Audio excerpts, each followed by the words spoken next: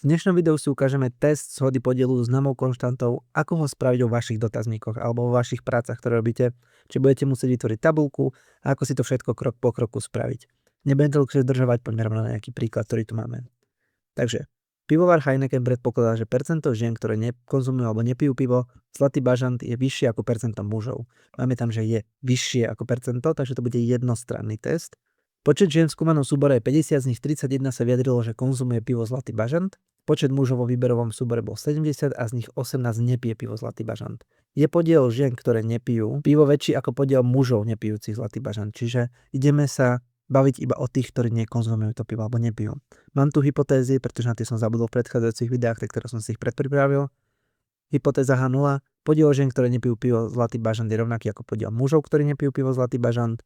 Alternatívna je to isté, iba je vyšší, pretože tam máme, že percento žien je vyššie ako percento mužov. Takže musíme si napísať všetko, čo vieme. Zo zadania viem, že tam budeme mať nejakú tabuľku a alfa 0,01. Takže alfa bude 0,01 tentokrát a ideme si napísať tabuľku. Spravíme ju následovne, dáme si pijú, nepijú a muži, ženy tam máme. Máme 50 žien, dokopy bude 50, z nich 31 sa vyjadrilo, že konzumuje, takže 31 pije.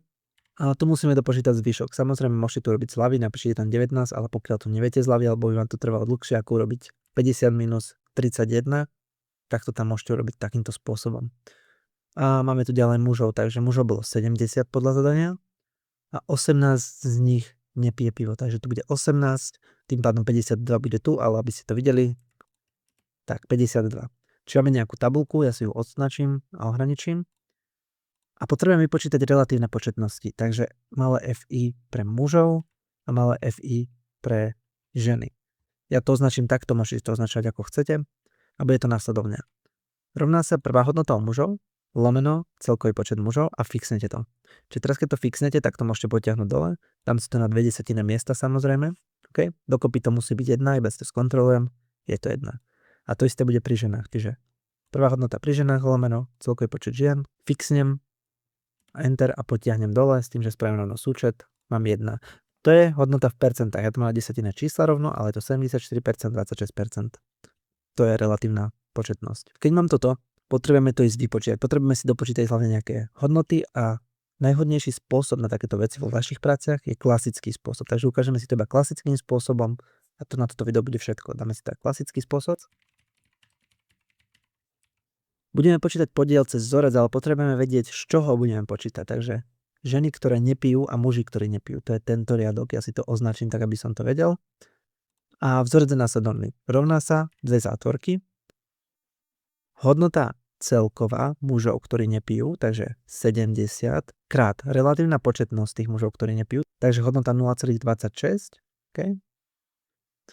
Koniec zátvorky plus zátvorka počet žien, všetkých, ktoré sa zúčastnili, krát ich relatívna početnosť, ktoré nepijú, takže táto hodnota, koniec zátvorky, lomeno, celkový počet respondentov. Mám to 70 plus 50, čiže môžete napísať číslo plus 120, pokiaľ máte uzatvorený dotazník, že už nebudú pribúdať odpovede, tak sa to nezmení. Pokiaľ by sa to náhodou mohlo ešte zmeniť, tak to dáte zátvorka, 70 plus 50 a keď sa to náhodou zmení, tak sa vám to automaticky prepočíta. A enter. Opäť keď si všimnete, tak tam máme binárnu otázku, čiže pijú, nepijú. Hej? Dve odpovede, ktoré môžu dať. Takže ako som hovoril aj pri predchádzajúcich videách, pokiaľ je to niečo takéto, dá sa to spraviť, tento test. Teraz potrebujeme vypočítať chybu, takže deltu, ktorá tiež bude mať vzorec. Tento vzorec je trochu náročnejší, ale nie je ťažký. Rovná sa odmocnina SQRT funkcia, naša pravdepodobnosť, krát zátvorka, 1 minus naša pravdepodobnosť, krát zátvorka, 1 lomeno N1, takže 1 lomeno počet mužov, to je naše N1, plus 1 lomeno počet žien. Koniec zátvorky a koniec zátvorky. Enter. Zátvorka je podiel žien, ktoré nepijú, takže začneme.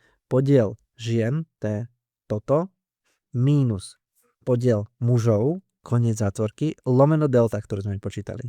Máme hodnotu 1,4676. Toto je naša testovacia charakteristika. A tabulková hodnota, to je posledná vec, ktorú musíme spraviť. Čiže tabulková hodnota cez funkciu norm.s.inv. A opäť je to jednostranný test, na to netreba zabúdať, takže to bude 1 minus alfa, alfa máme 0,01, A toto je náš výsledok. Takže vidím, že tabulková hodnota je väčšia ako testovacia charakteristika. To znamená, že nezamietame H0, teda H0 príjmame. A to je na tento príklad všetko. Pokiaľ máte nejaké otázky, napíšte ich dole do komentára, ja sa vám pokúsim odpovedať čo najskôr. A pokiaľ potrebujete pomôcť s vašimi otáznikmi alebo čokoľvek, stačí ma kontaktovať, prípadne mi napísať správu. Zatiaľ sa máte pekne a uvidíme sa pri ďalšom videu.